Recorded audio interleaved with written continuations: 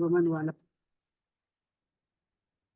अब आज तफसीर की क्लास में हम लोग जो है सहाबा कराम के कुछ सवालात के हवाले से बात करना चाहेंगे, और इसके साथ साथ जो है हम जिहाद के हवाले से भी हमारी आयत करीमा का मौजू है तो उसको भी डिस्कस करते हैं, जिहाद की फजीलत पर भी इंशाअल्लाह ताला। ये आयत करीमा सुनिएगा ज़रा। औज़ु बिल्लाहि मिनश शैतानिर रजीम, बिस्मिल्लाहिर रहमानिर रहीम। यसअलूनका, ये सहाबा आपसे सवाल करते हैं, माज़ा युनफिकून, कि वो क्या खर्च करें, क्या खर्च करे और कहाँ खर्च करे और कितना खर्च करे। ये सवाल है। यसअलूनका माज़ा युनफिकून, ये आपसे सवाल करते हैं कि वो क्या खर्च करें। कुल, आप फरमा दीजिए, मा अनफक्तुम मिन खैरिन, जो कुछ भी तुम लोग खर्च करते हो, खर्च करो, तो फलिल वालिदैनी, तो वो वालिदैन के लिए होना चाहिए, यानी वालिदैन पर खर्च करो। वल अकरबीन, और रिश्तेदारों पर खर्च करो, वालिदैन के बाद रिश्तेदार। वल यतामा, और यतीमों पर खर्च करो। वल मसाकीन, और मिस्कीनों पर खर्च करो। वब्न सबील, और रास्ते के बच्चों यानी कि मुसाफिरों पर खर्च करो। अच्छा, इसके बाद जो जुमला है फरमाया, वमा तफ़अलू मिन खैरिन, और जो कुछ भी तुम करते हो भलाई में से, नेकी में से, फ़इन्नल्लाह बिही अलीम, तो बेशक अल्लाह जल्ल शानुहु उससे खूब खबरदार है। अब ये इस तरह का ये एक सवाल था जो सहाबा कराम ने किया रसूल पाक सल्लल्लाहु अलैहि वसल्लम से। इस तरह के बकौल इमाम सुयूती 13 सवाल किए हैं सहाबा कराम ने, जो कुरान मजीद में मौजूद हैं। ज्यादा सवाल करने से रसूल पाक सल्लल्लाहु अलैहि वसल्लम ने सहाबा कराम को मना किया। ये ज़हन में रखिएगा, ये बहुत अहम बात है। अल्लाह करे आपको ये बात भी समझ आ जाए कि बेहतरीन सवाल करना, बकौल इमाम मालिक, बेहतरीन सवाल करना आधा इल्म है। आधा इल्म है। अगर कोई अच्छा सवाल कर दे, ओए होए, मिलता ही कोई नहीं है ना आपको। दिन गुजर जाते हैं, कोई अच्छा सवाल कोई नहीं करता होता। तो सवाल क्या करेंगे, ये अभी कुर्बानी गुजरी है जैसे, तो कहेंगे हजरत इब्राहिम अलैहिस्सलाम ने जिस दुम्बे की कुर्बानी की, वो दुम्बा किसने खाया। अब ये क्या सवाल है मुझे बताएं। और उसकी खाल कहाँ चली गई। अच्छा बताएं, ये अब ये कोई सवाल है इस तरह के। सवाल करेंगे वो क्या चीज़ है जो औरतों के पास होती है मर्दों के पास नहीं होती। मर्दों को दिन में 2 दफ़ा वो चीज़ आती है और औरतों को 5 दफ़ा आती है। और फला पैगंबर की जो ना, ये जैसे सवालात हैं जो कि मुबाह में चले जाते हैं, ये तो फजूल सवालात है ना। कुछ सवालात ऐसे हैं जैसे बिल्कुल मुबाह होते हैं, जैसे कि फला पैगंबर की बीवी का नाम क्या है, उनकी माँ का नाम क्या है, बाप का नाम क्या है। यानी ऐसे सवालात जिसका फायदा ना हो आप लोगों को, और जिससे नुकसान भी नहीं है अगर आपको नहीं पता, तो ऐसे सवालात भी लोग कर देते हैं। सहाबा कराम वो सवाल करते थे जिससे उनको फायदा पहुंचता था, यानी कि इल्म नाफे खुद भी हासिल करते थे और लोगों को भी इल्म नाफे दिया करते थे, जो जिसमें नफा हुआ करता वो दिया करते थे। ये देखिए, ये किताब मेरे पास है, वो अभी किताब में सेंड भी करूंगा, कि सहाबा कराम के सवालात और रसूलुल्लाह सल्लल्लाहु अलैहि वसल्लम के जवाबात। और दूसरी किताब है रसूल पाक सल्लल्लाहु अलैहि वसल्लम के सवालात और सुहाबा के जवाबात। यानी कभी कभी रसूल पाक का तरीक़ेकार ये होता था पढ़ाने का, सिखाने का, तरबियत करने का, कि आप सहाबा कराम से सवाल करते थे कि अच्छा बताओ वो कौन सा दरख्त है जो सदा बहार है, उसमें उसमें उसका फल भी लगता है, वो क्या सवा क्या है। या फिर एक लकीर खींच देते, फरमाते ये क्या लकीर है, ये क्या चीज़ है, बताओ। बताओ कि अगर किसी किसी के घर के सामने नहर हो तो, और वो 5 दफा वहां नहाता हो, तो क्या वो उस पर कोई रहेगा। इस तरह के बहुत सारे सवालात रसूल पाक सल्लल्लाहु अलैहि वसल्लम सवाल करते थे और सहाबा कराम जवाब दिया करते थे, ताकि तवज्जो हासिल हो। इसी तरह कभी कभी सहाबा कराम सवाल करते थे और रसूल पाक जवाब दिया करते थे। अब जो सहाबा कराम रसूल पाक सल्लल्लाहु अलैहि वसल्लम के आसपास रहते थे, करीबी करीबी सहाबा कराम, वो तो उनको तो मना कर दिया, और आपने फरमाया कि तुमसे पहली उम्मत अपने पैगंबरों से सवाल करते थे, और जब वो जवाब दिया करते थे तो ये इख्तिलाफ कर लिया करते थे पैगंबरों से, और अल्लाह पाक उनको हलाक कर देता था। तो सहाबा कराम जो थे वो सवालात नहीं करते थे, ये ध्यान में रखिएगा। ठीक है, एक बात तो ये है। سوالات بعض اوقات اکثر سوالات جو لوگ کرتے ہیں نا وہ اپنا علم جاننے کے لیے کرتے ہیں، یعنی ایسے سوال کریں گے کہ جس سے اس کی علمیت جو ہے نا وہ زیادہ جو ہے نا اس کو نمایاں ہو کہ بھئی یہ بہت بڑا عالم ہے۔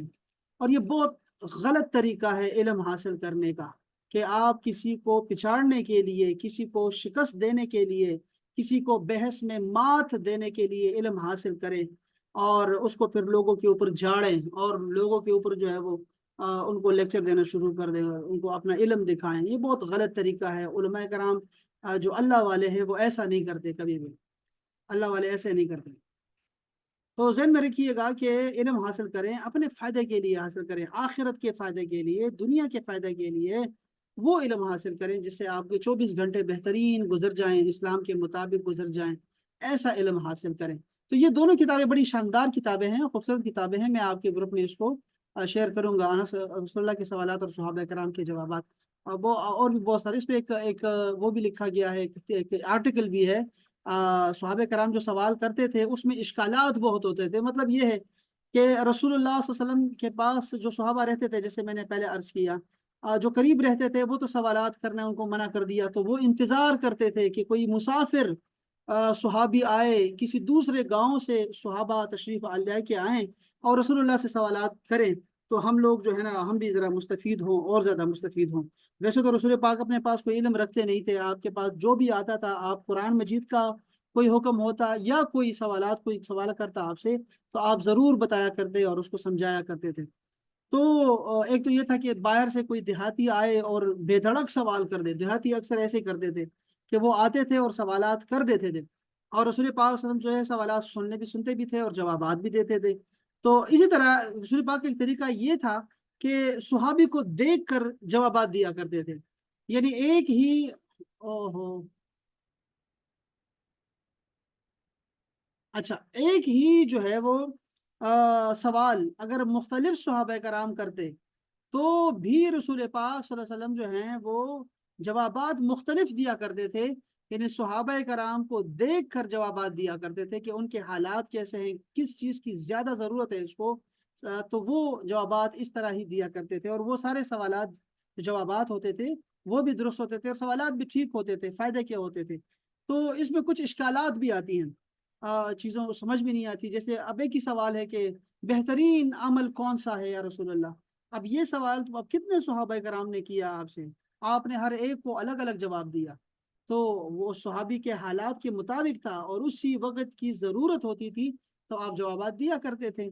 تو ایک تو یہ ہے کہ بہت سوالات کرتے تھے صحابہ کرام، جو بھی کرتے تھے وہ منافع کے لیے کرتے تھے، فائدے کے لیے کرتے تھے، خسارے کے لیے نہیں کرتے تھے، اور زیادہ سوالات نہیں کرتے تھے، بلکہ وہ انتظار کرتے تھے کہ کوئی اور صحابی باہر سے آئیں، کوئی نیا مسلمان ہو، کوئی گورنر جائے باہر کسی شہر پہ گورنر مقرر ہو تو وہ سوالات کرے، اور بہت سارے مواقع کے انتظار میں رہتے تھے۔ یہاں جو سوال کیا گیا نا، صحابہ کرام نے سوال کیا، یہ سوال کیا حضرت عمر بن جموح نے رضی اللہ تعالی عنہ، ان کے حق میں یہ آیت نازل ہوئی ہے۔ وہ بہت بوڑھے ہو گئے تھے اور امیر تھے، تو انہوں نے پوچھا کہ یا رسول اللہ میں کیا خرچ کروں اور کس پر خرچ کروں؟ اس کے جواب میں پھر یہ آیت کریمہ اتری ہے، اور آپ نے دیکھا اس میں یہاں ایک مسئلہ سمجھنے والا ہے۔ سوال یہ تھا کہ سوال تو آپ سے کریں گے، یہ بڑے خوش بخت لوگ تھے، بڑے ہی قسمت والے لوگ تھے صحابہ کرام، کہ ان کو اگر کوئی بھی مسئلہ پیش آتا تو وہ صحابہ کرام ڈائریکٹ رسول پاک صلی اللہ علیہ وسلم سے پوچھا کرتے تھے، چاہے ان کے گھر کا ذاتی مسئلہ ہو یا پھر اجتماعی مسئلہ ہو، انفرادی اور اجتماعی دونوں سوالات کر لیا کرتے تھے، اور آپ موجود تھے، اور اس لیے وہ فرمایا کہ خوشا وہ وقت کے دیدار عام تھا اس کا، خوشا وہ وقت کے یسرب مقام تھا اس کا، جگہ معلوم تھی، کوئی بھی سفر کر کے آتا باہر ملک سے یا پھر اندرون ملک سے تو آپ پتہ ہوتا تھا کہ یہ تو مکہ ہوں گے یا مدینہ ہوں گے، تو وہ پہنچ جایا کرتے تھے، سوالات کر لیا کرتے تھے۔ تو بعض اوقات لوگ جھگڑنے بھی آتے تھے، آپ سے مناظرہ کرنے کے لیے بھی آتے تھے، کبھی کبھی ایسے ہوتا تھا کہ آپ سے مناظرہ کے علاوہ اس سے بھی آگے مجادلہ کرنے آتے تھے، جھگڑا کرنے بھی آتے تھے، مباہلے تک بھی بات پہنچی تھی، اور کبھی کبھی ایسے ہوتا تھا کہ آپ کی نبوت کی تصدیق کرنے آیا کرتے تھے کبھی کبھی، اور کبھی کبھی سوالات جو ہے وہ خود سمجھنے کے لیے بھی सवालात कर लिया करते थे। तो सवालात बहुत सारे थे, खैर बहरहाल उसमें से एक ये सवाल था कि क्या खर्च करें और किस पे खर्च करें। अच्छा अच्छा, ये सवाल एक और जगह भी डिस्कस हुआ है, और वो भी सूरह बकरा में ही डिस्कस हुआ है। और उसमें फरमाया गया, यहाँ जो सवालात किया जा रहा है ना, ये जो जिस इन्फाक फी सबीलिल्लाह का जिक्र हो रहा है, ये नफली सदका है। जो आप सदकात खैरात देते हैं ना, ये उसका सवाल था कि जो सदका है, खैरात है, वो किस पे किया जाए, और दूसरी जगह था कि कितना किया जाए। तो अल्लाह पाक ने फरमाया, कुलिल अफ़्व, जो ज्यादा हो तुमसे, इजाफी हो तुमसे, जो बचत हो जाए उसमें से खर्च किया करो। 100 में से 2.5% है, यानी 2.5 रुपए है सिर्फ 100 में से ना ज़कात के। वही आप उसको अप्लाई कर सकते हैं, नफली सदके पे भी कर सकते हैं। अगर आपके, जरूरी नहीं है कि आपके पास ज़कात का पैसा आ जाए तो तब आप ज़कात दिया करें, आप सदका खैरात भी कर लिया करें।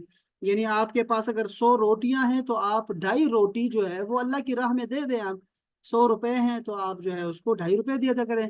1000 रुपए हैं तो 25 रुपए दे दिया करें अल्लाह की राह में। इस तरह के आप खुद भी अंदाजे कर सकते हैं, और अल्लाह को बेहिसाब दिया करें जितना भी दे सकते हैं। जक़ात हिसाब के साथ है, जो नफली सदका है वो आप बगैर हिसाब किताब के अल्लाह के साथ मामला कर लिया करें। जैसे अल्लाह ताला आपको बेहिसाब देता है, आप भी बेहिसाब कर दिया करें। जक़ात आपने हिसाब के साथ करनी है। मतलब ये था कि एक जगह एक पोस्ट आई तो बड़ा अजीब सी होती है, और हमें इससे बड़ी चिढ़ होती है। सवाल ये था कि वही कोई वलीउल्लाह जा रहे थे, और वो जो है वो तस्बीह ऐसे कोई था, मुझे भूल गया, बहुत पहले ऐसे कोई था कि भाई ये तस्बीह क्यों पढ़ रहे हो, तस्बीह से क्यों पढ़ते हो, गिन गिन के दाने गिन गिन के अल्लाह का जिक्र कर रहे हो, तो अल्लाह ताला तुम्हें क्या गिन गिन के देता है क्या?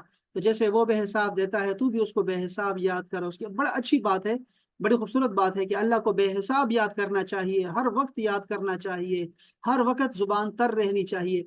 लेकिन इसका मतलब ये नहीं है कि तस्बीह को आप छोड़ दें। तस्बीह के बारे में तो रसूल पाक ने फरमाया है ना कि मैं 70 मरतबा दुरू मैं पढ़ता हूँ, इस्तगफार पढ़ता हूँ, या मैं 100 दफा इस्तगफार पढ़ता हूँ, या जिसने भी सुबहान अल्लाह वल्हम्दुलिल्लाह वला इलाहा इल्लल्लाह वल्लाहु अकबर सुबह 100 दफा पढ़ा, तो उसके गुनाह चाहे समंदर की जाग के बराबर हुए, अल्लाह माफ कर देगा। और इस तरह दुरूद पाक भी हमारे गिन के है, कलमा तैयबा भी गिन के है, और भी सुबहान अल्लाह भी 33 बार है, और अल्हम्दुलिल्लाह भी 33 बार है, 34 दफा अल्लाह अकबर है। तो ये चीजें गिन कर रसूल पाक ने बताई हैं, तो उसके लिए तो तस्बीह होनी चाहिए, काउंटर होना चाहिए। वो चाहे कोई भी चीज हो, कोई चीज भी काउंटर बन सकती है। तो इसी तरह जो सदका खैरात है ना, जो जो जक़ात अल्लाह ने फर्ज की है ना, वो हिसाब से आपने देनी है लोगों को। लेकिन जो सदका खैरात है वो बेहिसाब दिया करे। हर एक जो सवाल करे आपसे उसको दे दिया करे, हर सवाली को दे दिया करें। और ये बेहतर फतवा है, बजाय उसके कि वो जो हम भिखारियों के जनाब खिलाफ देते हैं फतवा, उससे बेहतरीन ये है कि आप दे दिया करें। सवालों का भी, सवाल करने वालों का भी, साइलीन का भी हक है आपके माल में, और जो फुकरा हैं, मसाकीन हैं, उनका भी हक है आपके पास, और जो महरूम हैं उनका भी हक है आपके पास। तो अल्लाह पाक ने जिसको जो दिया है, सिर्फ पैसा नहीं है, सिर्फ पैसा नहीं है, सिर्फ पैसा नहीं है, बल्कि ये जवानी भी आपकी है, जो आपका इल्म है, जो आपका, आपके अंदर कोई महारत है, कोई स्किल है, आप डॉक्टर हैं, आप इंजीनियर हैं, आप ड्राइवर हैं, आप कोई कुछ भी हैं, आप किसी भी हवाले से आप लोगों को दें, खर्च करें। जो भी अल्लाह पाक ने फरमाया, जो भी हमने दिया है, यानी जो भी महारत दी है, जो भी फजल किया है तुम पे, उसमें से वो खर्च करते हैं, यही लोग बेहतरीन लोग हैं। तो उसमें खर्च करें। लेकिन ये जो आयत करीमा जो आप पढ़ रहे हैं अभी, ये आयत करीमा ये है सदका के बारे में, जो आम हम खर्च करते हैं अल्लाह के लिए, किसी पर खर्च करते हैं। ये ज़कात के नाजिल होने से, ज़कात के फर्जियत से पहले की बात है, ठीक है, याद रखें। इसीलिए ये मैं क्यों कह रहा हूँ, इसलिए कि इसमें अल्लाह पाक ने फरमाया है कि अपने माँ बाप पे खर्च करो। तो इसका मतलब यह है कि यह ज़कात की बात नहीं हो रही, इसलिए कि ज़कात आप अपने वालिदैन को या उनके वालिदैन को नहीं दे सकते जो आपके ऊपर हैं। आपके माँ बाप, उनके माँ बाप, या उनके माँ बाप, उनको नहीं दे सकते। दादा नाना नाना नानी, इनको नहीं दे सकते आप। आप अपने अपने नीचे भी नहीं दे सकते ज़कात को, जैसे बेटा बेटी, पोता पोती, नवासा नवासी, उनके जो होते हैं नीचे होते हैं, उनको नहीं दे सकते। लेकिन साइडों पे दे सकते हैं, भाइयों को, बहनों को, खालाओं को, ममानियों को, मामू को, उनको दे सकते हैं। ये ज़कात की बातें हो रही। यहाँ जो बात हो रही है, ये हो रही है सदका की, खर्च करने की। और आपको पता होना चाहिए कि जो जो आम खर्च है, जो आप अल्लाह के लिए देते हैं, ان میں سب سے پہلے حق جو ہے وہ آپ کے گھر والوں کا ہے۔ آپ اپنے گھر والوں کو سب سے پہلے دے دیا کریں، جب ان سے بچ جایا کریں تو پڑوسیوں کو، دوستوں کو دیا کریں، جاننے والوں کو دیا کریں، پھر اس کے علاوہ جو لوگ ہوتے ہیں ان کو دیا کریں۔ یہ سب سے بہترین ہے۔ آپ اپنے بیوی کے منہ میں جو بھی نوالا دیتے ہیں وہ صدقہ ہے آپ کے لیے، جو ماں باپ پہ خرچ کرتے ہیں، جو اپنے بچوں پہ خرچ کرتے ہیں، حالانکہ یہ آپ کے زیر کفالت ہیں۔ اللہ نے یہ ان کا رزق ہمارے ذمہ لگایا ہوا ہے، مردوں کے ذمہ لگایا ہوا ہے، بیوی کا، بچوں کا نفقہ، ان کو چھت دینا، ان کو کپڑے دینا، ان کو کھانا دینا، یہ ہمارے ذمے ہے، مردوں کے ذمے ہوتا ہے۔ تو بہرحال یہ جو بات ہو رہی ہے یہاں پر، وہ دیکھیں یہاں پہ پہلا فرمایا کہ اپنے ماں باپ کو دیں، ایک بات یہ، دوسرا ہے رشتہ داروں کو دیں۔ رشتہ دار دیکھیں، اگر ہم اپنے رشتہ داروں کو پکڑ لینا، جیسے ہمارے کسی ملک میں ایم این اے ہوتا ہے، اگر ایم این اے جو ہمارا ہے وہ اگر اپنے حلقے کو سنبھال لینا اور ان کے غریبوں کی کفالت کر لے، اور ہر گھر کا اس کو پتہ ہو کہ کس گھر میں کتنی لڑکیاں جو ہے نا بغیر شادی کے ہیں، کتنے یتیم ہیں یہاں پر، کتنی بیوائیں ہیں، اس خبیث گدھے کو یہ بھی نہیں پتا ہوتا کہ میرے یہاں کون کون ہے۔ اللہ، کیا میں کہوں ظالموں کو، ان گدھوں کو، جن کو پتہ ہی نہیں ہے کہ میرے ذمہ مجھ سے کس کس کا پوچھا جائے گا مجھ سے۔ یہ صرف ان کو پتا ہوتا ہے، ان گدھوں کو، ان خبیثوں کو، کہ کون ہمارا ووٹر ہے اور کون ہمارا ووٹر نہیں ہے۔ ان کو یہ پتا ہوتا ہے، ہر گھر کا پتا ہوتا ہے، لیکن ان کو یہ نہیں پتا ہوتا کہ کس گھر میں فاقہ چل رہا ہے، کس گھر میں میری ضرورت ہے، کس محلے میں میری خدمات مجھے دینی چاہیے، اس کو یہ نہیں پتا ہوتا بس۔ اب یہ بڑی مصیبت ہے۔ اب یہ ہمارے پولیو والے پھر رہے ہوتے ہیں، پولیو والے ہمارے ہر گھر کے ہر بچے کو پتا ہوتا ہے، ہمارے بچوں کا نام ان کو پتا ہوتا ہے۔ آپ کو پتا ہے ہمارے بچوں کے نام سے وہ بلاتے ہیں جب وہ آتے ہیں ہمارے گھروں میں، اور وہ پوچھتے ہیں کہ یہ کہاں ہے، وہ شفا کدھر ہے، اور وہ ریحان مصطفیٰ کدھر ہے، اچھا وہ تو 3 سال کا ہو گیا، اچھا وہ 3.5 سال کا ہو گیا، ہاں یہ 3 سال اور 8 مہینے کا ہو گیا۔ اب یہ ان کو پتا لگ گیا، کیونکہ یہ چیزیں ان کو کنسرن ہے ان چیزوں سے۔ اس طرح میں کہتا ہوں، اللہ والو، تم سے جس چیز کا پوچھا جائے گا وہ یہ ہے کہ تمہیں پتا ہو کہ کس گھر میں کب فاقہ ہوتا ہے، اور ان کے گھر والوں کا کفالت کون کر رہا ہے، اس کے زیر کفالت کتنے بچے ہیں، وہ کیا اس کو سہار سکتا ہے، اس کے پاس نوکری ہے کہ نہیں ہے، پوچھنا چاہیے۔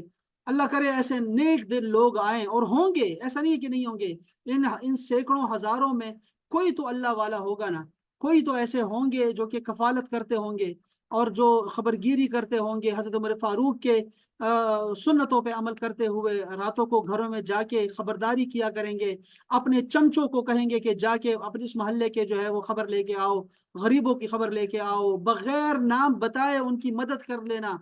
کوئی تو اللہ والا ہوگا ایسا، اور ہوگا بھی، لازمت ہوگا، ایسا نہیں ہے کہ ہو نہیں سکتا کہ اللہ والے نہ ہوں گے، بالکل ہوں گے۔ اللہ کرے کہ سارے ہی ایسے ہو جائیں، ہمارے سارے ہی ایسے ہو جائیں۔ تو بہرحال میں کہہ رہا تھا کہ رشتہ داروں کو دیں۔ ہاں، میں اس لیے یوں کہہ رہا تھا آپ کو کہ اگر ہم اپنے رشتہ داروں کو سنبھالیں نا، ہر کوئی اپنا رشتہ دار سنبھال لے، تو یہ غربت جو ہے اس سے بھی کم ہو جائے گی۔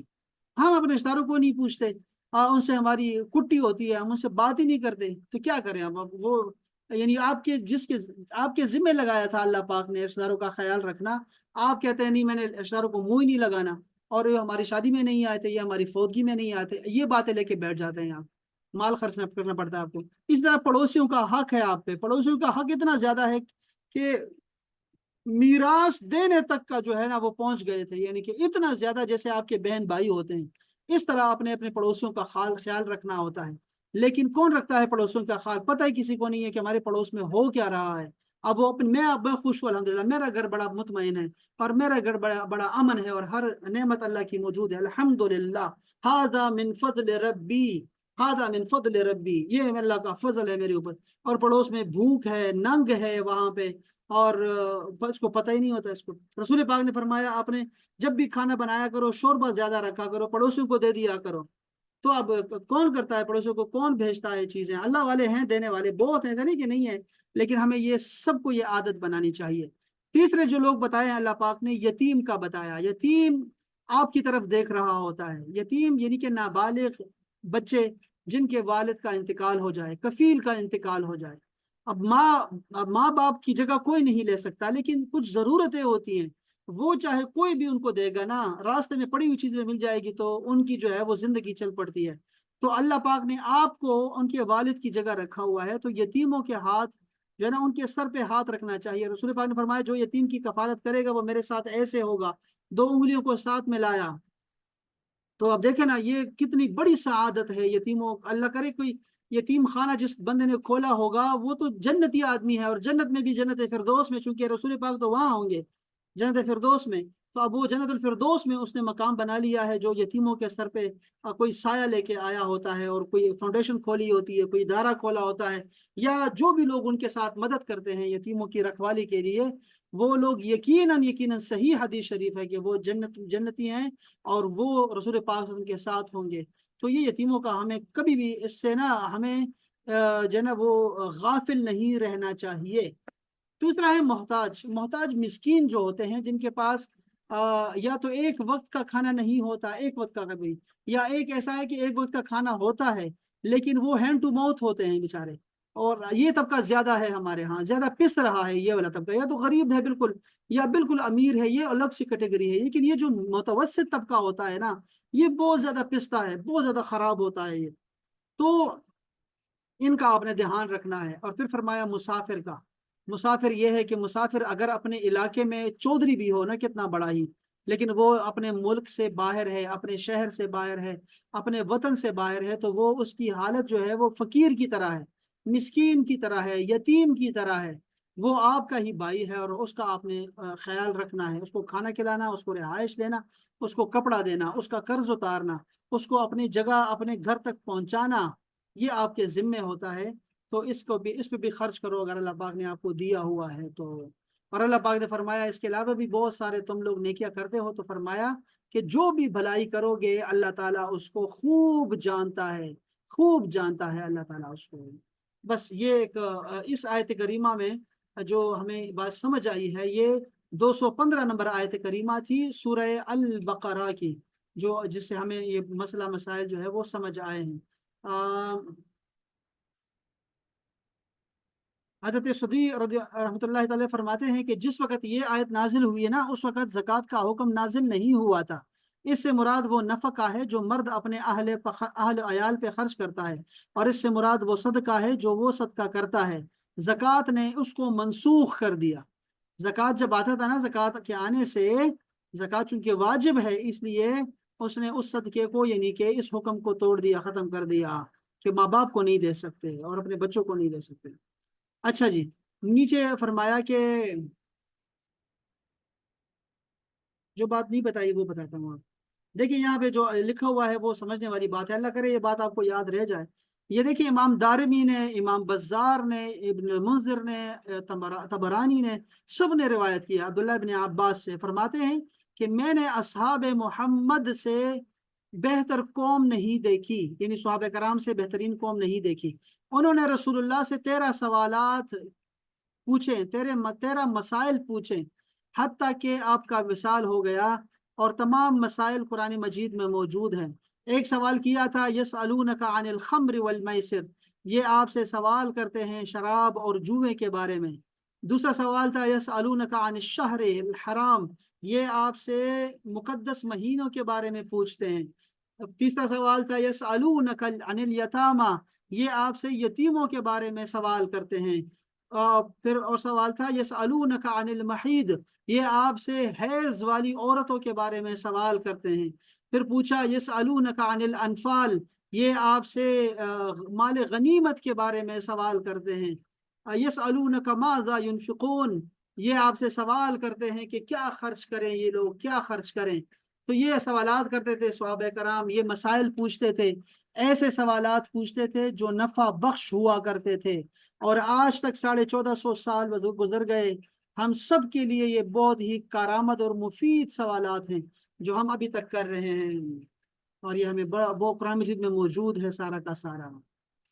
تو یہ آیت کریمہ جو میں نے ابھی آپ کو بتائی ہے اور اس کی تفسیر بتائی آپ کو صورت البقرہ سے، یہ صراط الجنان سے بتائی، اور تفسیر در منصور سے امام سیوطی کی تفسیر سے آپ کو بتایا ہے، اور یہی سارا تفسیر میں یہی لکھا ہوا ہے، اس لیے میں اس کو چھوڑ کے اگلی آیت کریمہ کی طرف جا رہا ہوں۔ دوسری آیت کریمہ میں اللہ جل شانہ نے جہاد کے متعلق فرمایا ہے کہ کتب علیکم القتال، تم لوگوں پر جہاد فرض کر دیا گیا ہے، وَهُوَ كُرْهٌ لَكُمْ، اور وہ تمہیں ناپسند ہے۔ جہاد یعنی مشقت کرنا، محنت کرنا تم لوگوں پر فرض کر دیا گیا ہے، اور حالانکہ حالت یہ ہے کہ وہ تمہیں ناپسند ہے۔ یہ ایک جملہ تھا۔ دوسرے میں فرمایا جو بہت اہم جملہ ہے اور بہت مشہور ہے جملہ یہ والا، یہ آیت کریمہ کا یہ حصہ، فرمایا وَعَسَىٰ أَن تَكْرَهُوا شَيْئًا، اور ہو سکتا ہے اور یقیناً ہوتا ہے کہ تم لوگ ایک چیز کو ناپسند کرو، وَهُوَ خَيْرٌ لَكُمْ، اور وہ تمہارے لیے بہتر ہو۔ وَعَسَىٰ أَن تُحِبُّوا شَيْئًا، اور ہو سکتا ہے کہ تمہیں کوئی چیز پسندیدہ ہو، وَهُوَ شَرٌّ لَكُمْ، اور وہ تمہارے لیے فسادی ہو، تمہارے حق میں بری ہو۔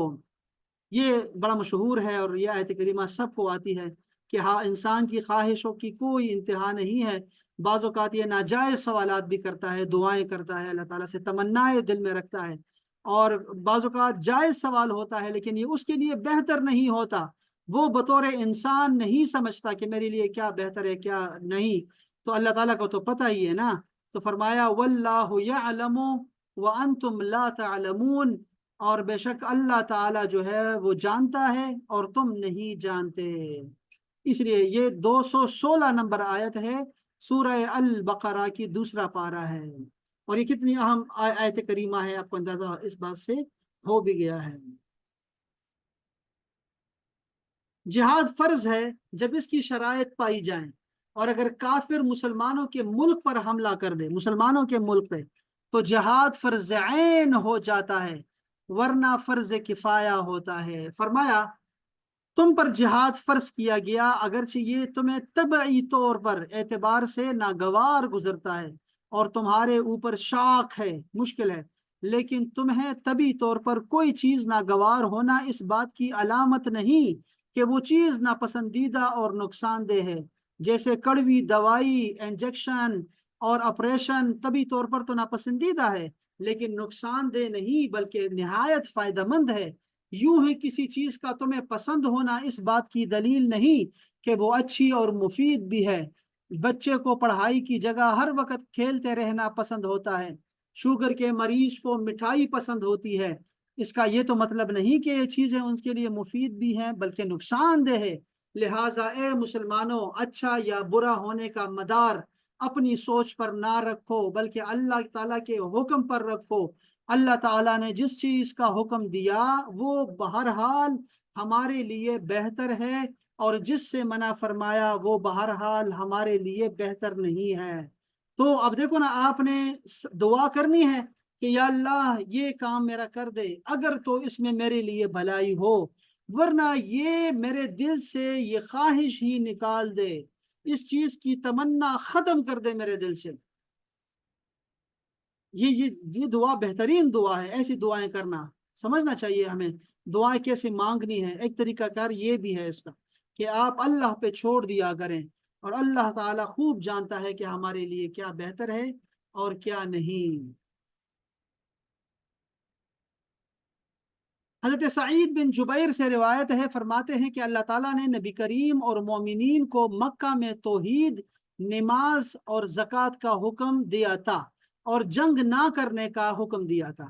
جب مدینہ طیبہ کی طرف رسول اللہ صلی اللہ علیہ وسلم کی ہجرت ہوئی تو باقی تمام فرائض نازل ہوئے اور جنگ کی اجازت بھی مل گئی۔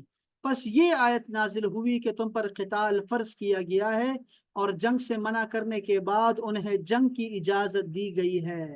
اور یہ جو فرمایا وَهُوَ كُرْهٌ لَكُمْ، یعنی قتال تمہارے لیے باعث مشقت ہے۔ وَعَسَىٰ أَن تَكْرَهُوا شَيْئًا، یعنی مشرکین سے جنگ ہو سکتی ہے، تم ہو سکتا ہے تمہیں ناپسند ہو اور وہ تمہارے لیے بہتر ہو۔ اللہ تعالیٰ اس کا انجام فتح دے گا، آپ کو مال غنیمت بھی دے گا اور شہادت بھی دے گا آپ کو۔ اچھا، اب یہ یہاں پہ بہت ساری جو ہیں وہ آیت کریمہ ہے، بہت سارے احادیث ہیں جو کہ جہاد کی فرضیت پر ہے اور جہاد کی فضیلت پر ہے، بہت ساری ہیں۔ ہمارے پاس ان کے وقت بہت تھوڑا ہے۔ اس میں ایک تو جہاد کے حوالے سے بات ہے، اور دوسرا یہ جو یہ آیت کریمہ کا حصہ ہے نا کہ تمہیں کچھ چیز پسند ہو اور وہ اصل میں तुम्हारे लिए ठीक ना हो और तुम्हें कोई चीज़ ना पसंद हो सकता है वो तुम्हारे लिए ठीक हो। इस पे कुछ अहादीस वो उन्होंने लेके आए हैं, मैं एक दो पढ़ता हूँ। अब्दुल्लाह इब्न अब्बास फरमाते हैं कि मैं रसूलुल्लाह के पीछे सवारी पर सवार था, बड़े खुश नसीब थे। आपने फरमाया, ए इब्न अब्बास, चचा के बेटे हैं ना, जो अल्लाह ताला मुकद्दर फरमा दे उस पर राजी हो जा। सबको कह रहा हूँ, मैं अपने आप को भी कह रहा हूँ, आपको भी कह रहा हूँ, जो अल्लाह ताला ने मुकद्दर फरमा दिया है उस पर राजी हो जाएं। अल्लाह ताला हम सबको राजी करें। अल्लाह की रजा में राजी रहना ना, ये विलायत की इंतहा है, विलायत की। यानी वली बन जाता है इंसान अगर अल्लाह की रजा में बंदा राजी रहे। ये बहुत अहम बात है और बहुत बेहतरीन बात है। अल्लाह करे कि सबको ये बात समझ आ जाए। ये जो औलिया अल्लाह आप देखते हैं ना कि बड़े नंगे दड़ंगे होते हैं, खुद बीमार होते हैं, मरीज होते हैं, खुद माजूर होते हैं, लेकिन वो दूसरों को दुआएं देते हैं और दूसरे लोग ठीक भी हो जाते हैं, लेकिन वो ठीक नहीं होते, उनकी हालत नहीं बदलती, क्योंकि वो राजी बरजा हैं। वो जिस मकाम पर वो होते हैं, अभी पिछले दिनों एक मलंग जो है वो फोत हुआ है, पता नहीं कहीं पहाड़ों पे, मुझे पता नहीं कौन सा इलाका है, ये मानसेरा का इलाका है या कश्मीर का कोई इलाका है। अब वो बड़ा मशहूर था, वो फकीर रास्ते में रहा करता था। अब उसका जनाजा हुआ तो वो जनाजे में जगह नहीं मिली किसी को खड़े होने की, इतना बड़ा जनाजा हुआ उसका, और बिल्कुल रास्ते में रहता था। तो ऐसा होता है ना बाज़ औक़ात, वो बादशाह होते हैं, खजानों के मालिक होते हैं, लेकिन वो किसी के लिए दुआ कर दे तो वो तो कबूल हो जाती है, वो बंदा तो उसको नौकरी लग जाती है, लेकिन अपने लिए वो नौकरी नहीं मांगते। ये ऐसे लोग जो है ना अपने नौकरी मांगते रहते हैं, नौकर बनते रहते हैं, वो बादशाह बनना पसंद करते हैं और वो अल्लाह के राजी रजा पे राजी होते हैं। ये सबसे अहम जो है ना वो मकाम है बहुत बड़ा। तो रसूल पाक ने फरमाया, ए इब्ने अब्बास, जो अल्लाह ताला ने मुकद्दर फरमा दे ना उस पर राजी हो जा, और अगरचे वो तेरी ख्वाहिश के खिलाफ ही क्यों ना हो, क्योंकि यही चीज किताबुल्लाह में साबित है। मैंने अर्ज किया, या रसूल अल्लाह वो कैसे, जबकि मैंने कुरान में पढ़ा है। फरमाया, व आसा अन तकरहू शैअन वहुव खैरुल लकुम व आसा अन तुहिब्बू शैअन वहुव शर्रुल लकुम। ये आयत करीमा रसूल पाक ने तिलावत की कि इसमें लिखा हुआ है कि अल्लाह की रजा पे राजी रहो, और हो सकता है कि कोई चीज तुम मांगो तो वो तुम्हारे लिए बेहतर ना हो। अच्छा, ये तो हवाले सवाले से था। अब जिहाद के हवाले से मैं कुछ आपको एक दो चार आयात जो है वो आपको बयान करना चाहूंगा, और जिहाद के हवाले से कुछ और भी आपको बताना चाहूंगा। ये देखिए अल्लाह ताला ने क्या फरमाया, अल्लाह ने फरमाया, ए ईमान वालो, मैं ऐसे तर्जुमा पढ़ रहा हूँ, ठीक है, अहादीस का भी और आयात का भी। ए ईमान वालो, क्या मैं तुम्हें वो तिजारत बतला दूं जो तुम्हें दर्दनाक अजाब से निजात दे। अल्लाह ताला पर और उसके रसूल पर ईमान ले आओ और अल्लाह की राह में अपने माल और अपने जानों से जिहाद करो, ये तुम्हारे लिए बेहतर है अगर तुम में इल्म हो। सही बुखारी शरीफ की रिवायत है और बल्कि सही मुस्लिम की भी है, मुत्तफक अलैह हदीस पाक है। रसूलुल्लाह सल्लल्लाहु अलैहि वसल्लम ने इरशाद फरमाया, किसी ने पूछा, नबी करीम से किसी ने पूछा कि कौन सा काम बेहतर है। आपने फरमाया, अल्लाह और उसके रसूल पर ईमान लाना। पूछा गया, इसके बाद? आपने फरमाया, अल्लाह ताला के रास्ते में जिहाद करना। फिर पूछा कि फिर उसके बाद? आपने फरमाया, हज मबरूर, यानी जिस हज को अल्लाह ताला कबूल फरमा ले। अल्लाह अकबर, अल्लाह अकबर। अच्छा, दूसरा क्या फरमाया? एक और हदीस पाक में फरमाया कि अल्लाह के रास्ते में गुजरने वाली एक सुबह और एक शाम दुनिया से और दुनिया की हर चीज से बेहतर है। यानी अल्लाह के लिए किसी के पास रास्ता, यानी इस्लामी हुदूद की और पहरा देना उस वहां पर, ये एक दिन और एक रात गुजारना जो है ना, ये दुनिया की हर चीज से बेहतर है। अब यहाँ पे बहुत सारी आयत लिखी हुई हैं, मैं आपको यहाँ से आपको थोड़ा सा बताता हूँ। ये बड़ा तफसील से लिखा हुआ है, मैं यहाँ से कुछ आपको कुछ आयत सुनाता हूँ, पहले जरा वो सुनिए, तर्जुमा सुनिए सिर्फ, और फिर उसके बाद कुछ अहादीस सुनाता हूँ। अल्लाह करे कि आपके दिमाग में ये बात बैठ जाए कि हम लोग बड़े आराम पसंद हो गए हैं, हम लोगों में जिहाद क्या, थोड़ी सी हिम्मत भी बाकी नहीं रही, हम लोग तायुश पसंद हो गए हैं, हम नरम बिछौनों पर सोना हमें पसंद आ गया है बहुत ज्यादा, और हम अपने बीवी बच्चों में, अपने जायदादों में रहना पसंद करते हैं, हम अपनी जो है ब्रांडेड गाड़ियों में रहना पसंद करते हैं, हम लोग अपने बीवियों यानी औरतों के पास, बच्चों के पास, अपने ब्रांडेड गाड़ियों के साथ اور پھر فرمایا وہ مال جو ہم نے بڑی مشکل سے جو تم کماتے ہو اس میں رہنا پسند کرتے ہیں، اپنے جائیدادوں یعنی زمینوں میں رہنا پسند کرتے ہو، یہ چیزیں ہمیں بہت زیادہ پسند آنا شروع ہو گئی ہیں، اور ہم نے اللہ اور اس کے رسول کی خاطر تھوڑا سا بھی قدم اٹھانا، مشقت اپنانا، وہ ہم نے چھوڑ دیا ہوا ہے۔ ہم تو اس کی دعا بھی نہیں کرتے، نہ ہی وہ جو ہے کبھی ہم اس میں پڑھتے ہیں، بالکل بھی نہیں۔ ہم لوگ اتنے آرام پسند ہو گئے ہیں۔ اب ہم لوگ جہاد تو بہت دور کی بات ہے نا، اب ہم لوگ تو مرغی کو بھی ذبح نہیں کر سکتے، ہم لوگ اتنے خون بھی نہیں دیکھ سکتے، اور ہماری انسانیت ہماری جاگ جاتی ہے، ہیومینٹی جاگ جاتی ہے، ہم لوگ ایسے ہو گئے ہیں۔ اللہ پاک نے قرآن مجید میں ارشاد فرمایا اور اللہ کی راہ میں ان سے دفاعن جہاد کرو۔ یہ جو دفاعن بریکٹس میں لکھا ہوا ہے نا، یہ شیخ کی بڑی تفسیری جو ہے نا وہ تفسیری کارنامہ ہے کہ یہاں دفاعن لکھا ہوا ہے تاکہ لوگوں کو سمجھ آئے پڑھتے وقت کہ یہ دفاعن جنگ کرنا ہے، تم پر جنگ مسلط کرتے ہیں ان سے لڑنا، ہاں مگر حد سے نہ بڑھنا، بے شک اللہ حد سے بڑھنے والوں کو پسند نہیں فرماتا۔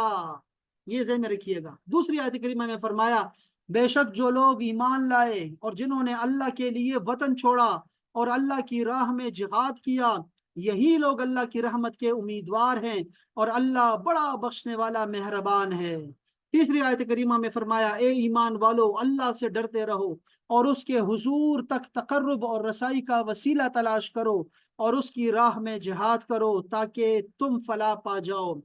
چوتھی آیت کریمہ میں فرمایا اے مومنو تم میں سے جو شخص اپنے دین سے پھر جائے تو انقریب اللہ ان کی جگہ ایسی قوم کو لائے گا جن سے وہ خود محبت فرماتا ہوگا اور وہ اس سے محبت کرتے ہوں گے، وہ مومنوں پر نرم اور کافروں پر سخت ہوں گے، اللہ کی راہ میں خوب جہاد کریں گے اور کسی ملامت کرنے والے کی ملامت سے خوفزدہ نہیں ہوں گے۔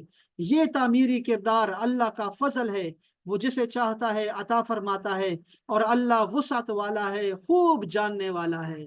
اللہ کرے یہ آیت کریمہ آپ کو یاد رہ جائے، ٹھیک ہے، یہ والی آیت۔ اگر ہم لوگ جہاد کرنا چھوڑ دیں گے، ہم لوگ محنت کرنا چھوڑ دیں گے، ہم اللہ کے لیے قربانی دینا چھوڑ دیں گے، تو اللہ تعالیٰ ایک اور قوم کو لے کے آئے گا، ایک اور قوم کو، اور وہ اللہ تعالیٰ سے محبت بھی کرتے ہوں گے، اللہ کے لیے جہاد بھی کرتے ہوں گے، اور کسی سے بھی نہیں ڈرتے ہوں گے، کسی سے بھی نہیں۔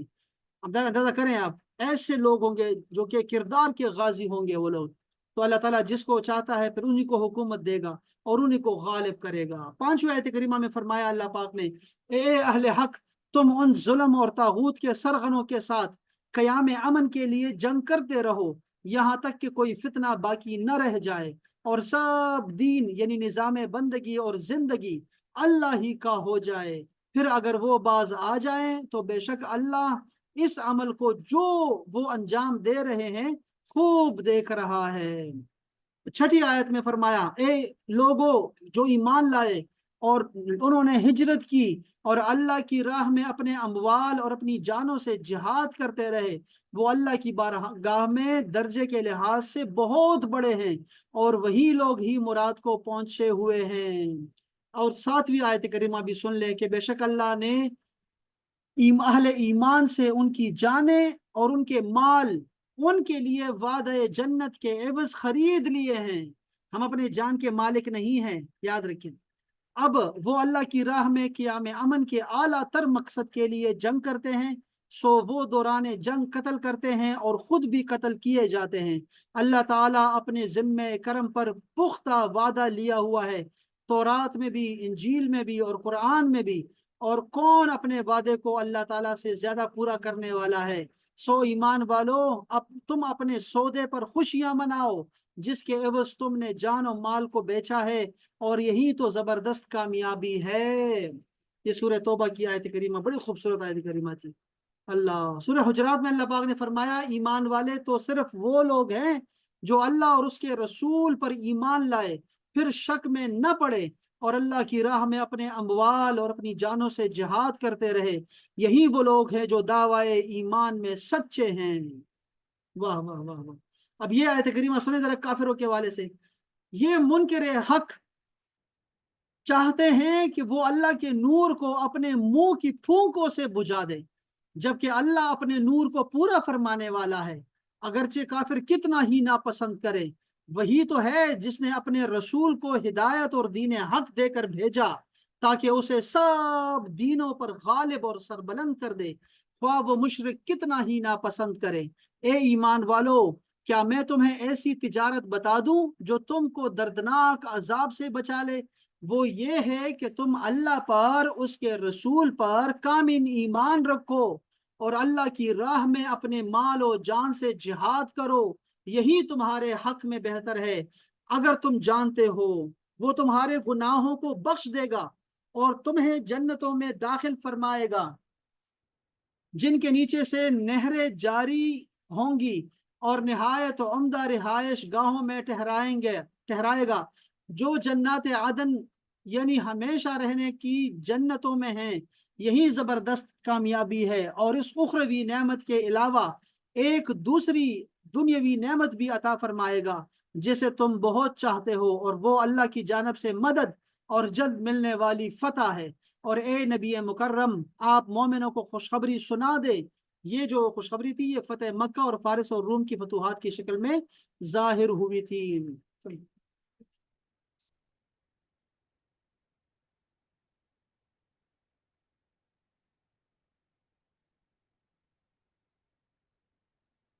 اچھا، اب یہ اچھا میں جہاد کے بارے میں تھوڑا سا بتاؤں آپ کو کہ یہ جو ہمارا جہاد ہے، یہ اس کی کتنی قسمیں ہوتی ہیں۔ تھوڑی سی چیزیں بتاتا ہوں تاکہ یہ ہمارا کم سے کم یہ موضوع ہمارا کنکلوڈ ہو جائے گا۔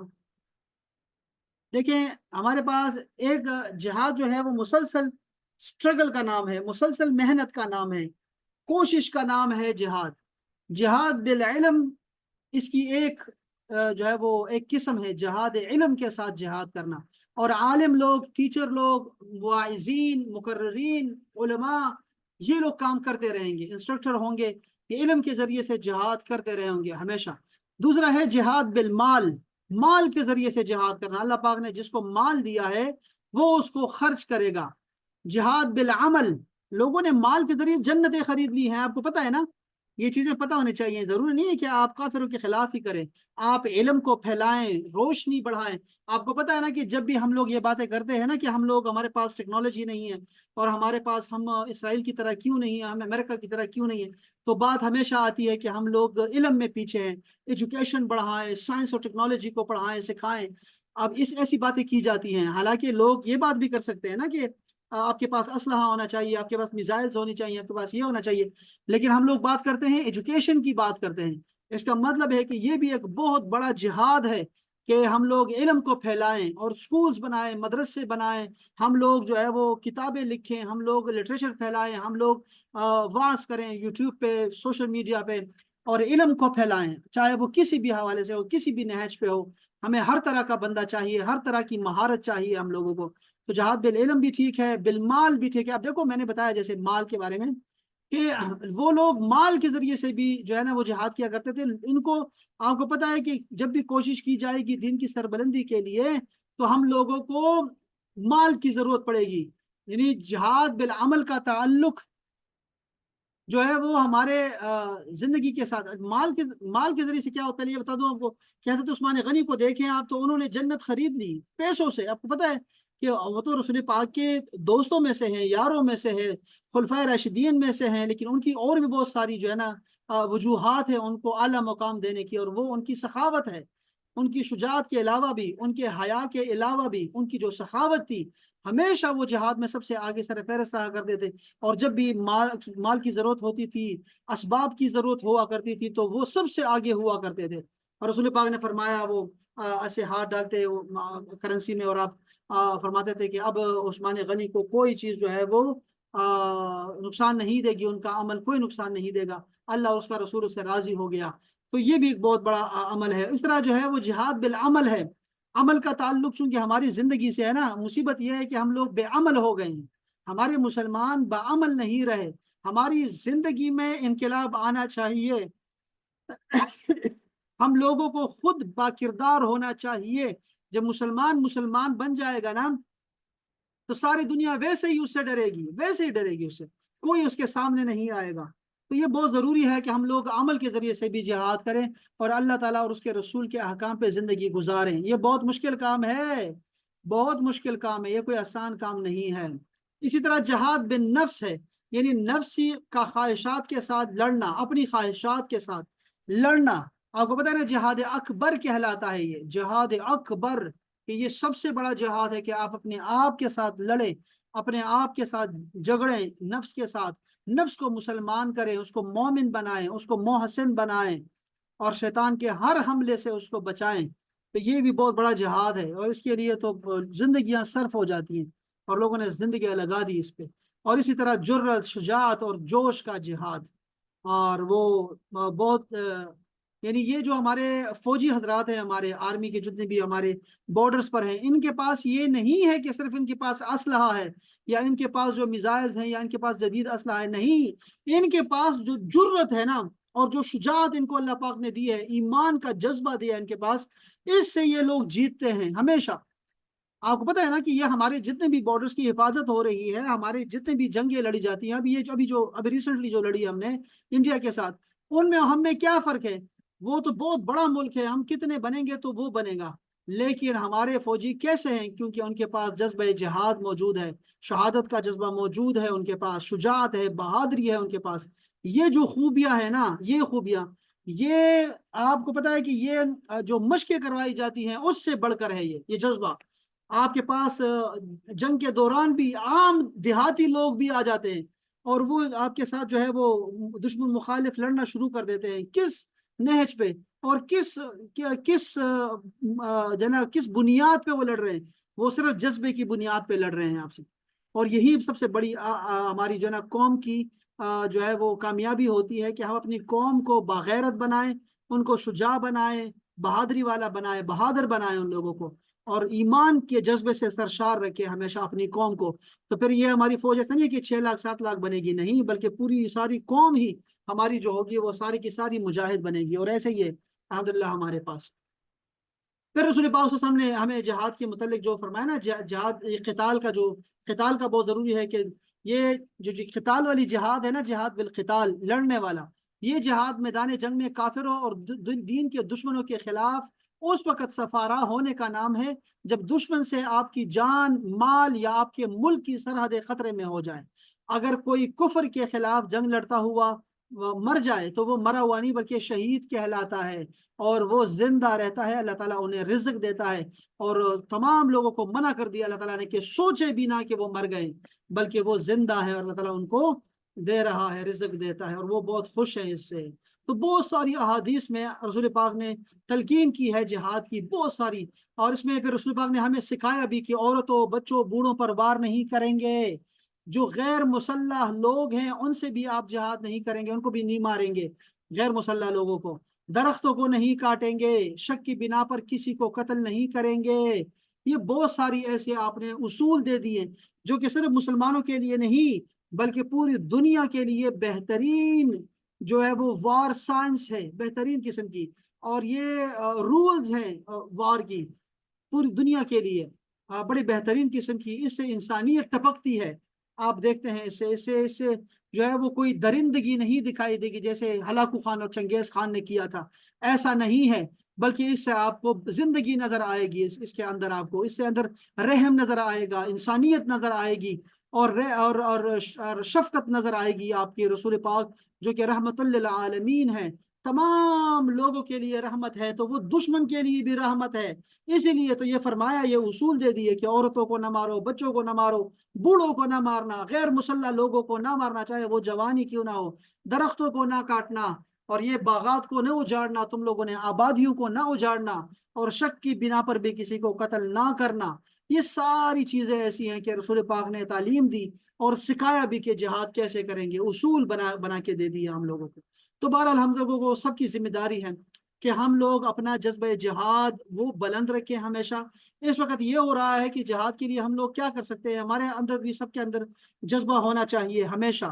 ہم دعائیں کر سکتے ہیں، دیکھو اپنے فوجیوں کے لیے بھی، اور ہمارے جو بھی مجاہدین لڑ رہے ہیں، جو اللہ کے لیے لڑ رہے ہیں، چاہے وہ کسی بھی ملک میں ہیں، افغانستان ہے، چیچنیا ہے، ہمارا بوسنیا ہے، ہمارا کشمیر ہے، ہمارے ابھی یہ فلسطین والے ہیں، ابھی کتنا لڑ رہے ہیں سارے، ابھی ایران والے لڑ رہے ہیں ہمارے، ان سب کے ساتھ ہم کھڑے ہیں۔ اب سارے مسلمان پوری دنیا کے تمام تفرقہ سے بڑھ کر تمام مکاتب فکر کی یہ ساری تفرقہ بازی سے بڑھ کر ہم لوگ اتحاد کے جھنڈے کے نیچے کھڑے ہیں، اور مسلمان کے ساتھ وہ شانہ بشانہ کھڑے رہنا کا حکم ہے، اور ان کی دعائیں کرنی چاہیے ہم لوگوں کو۔ ہم خود نہیں لڑ سکتے، وہ جو کوئی لڑ رہا ہے ان کے لیے تو ہم ان کے پیر نہ کاٹے نا، ان کی ٹانگیں تو نہ کھینچے نا، جیسے یہ لوگ کر رہے ہیں ابھی یہ لوگ لڑ رہے ہیں۔ ایران یہاں سے میزائل پھینک رہا ہے، وہ اردن والے وہاں مار دیتے ہیں ان کو، ظالم۔ اندازہ کرو آپ لوگ ان لوگوں کو کیسے گدے لوگ ہیں۔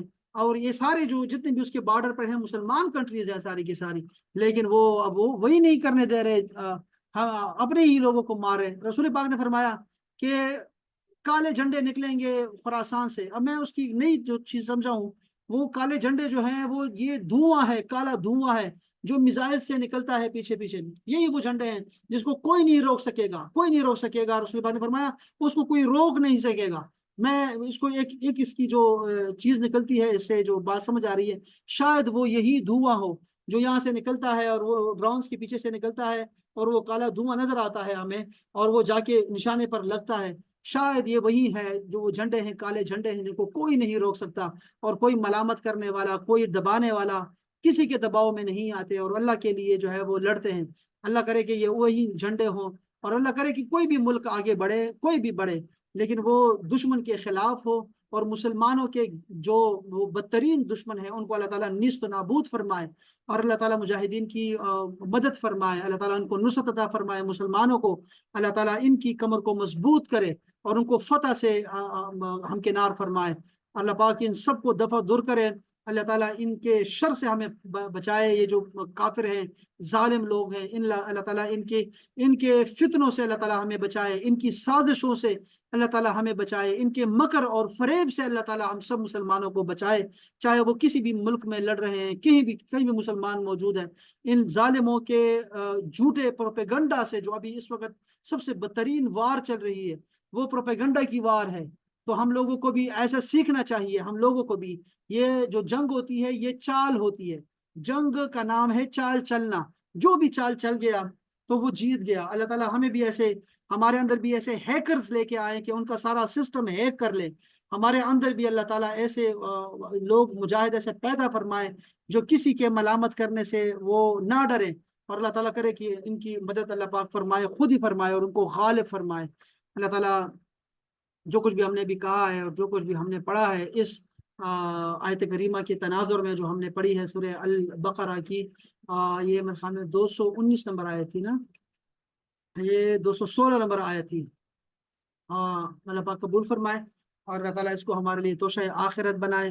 اللہ تعالیٰ اس کے صدقے سے ہمارے بیماروں کو شفاء کاملہ عطا فرمائے، اور جتنے بھی لوگ شہید ہو چکے ہیں اللہ تعالیٰ ان کو اعلیٰ درجات سے ہمکنار فرمائے، اللہ تعالیٰ ان کو جنت الفردوس میں اعلیٰ مقام عطا فرمائے۔ جو لوگ زخمی ہیں اللہ تعالیٰ ان کو صحت یاب فرمائے، اور جتنے لوگ بھی متاثرین ہیں بھوک کی وجہ سے یا غربت کی وجہ سے یا سر پہ سایہ نہیں ہے، اللہ تعالیٰ سب کی مدد فرمائے۔ اللہ تعالیٰ سب کا حامی ہو، سب کا ناصر ہو، سب کا وکیل ہو اللہ تعالیٰ، اور اللہ تعالیٰ بہترین وکیل ہے، بہترین کارساز ہے بے شک، اور یہ کافر کچھ بھی نہیں ہے، یہ کچھ بھی نہیں کر سکتے۔ اللہ تعالیٰ غالب ہے اور مسلمانوں کو غالب کرنے والا ہے۔ آپ سب کا بہت بہت شکریہ، آپ سب کی سماعتوں کا شکریہ۔ اللہ تعالیٰ ہماری یہ محفل قبول فرمائے اور ہمارا خاتمہ بالایمان فرمائے۔ السلام علیکم ورحمۃ اللہ تعالیٰ وبرکاتہ۔ وعلیکم السلام ورحمۃ اللہ۔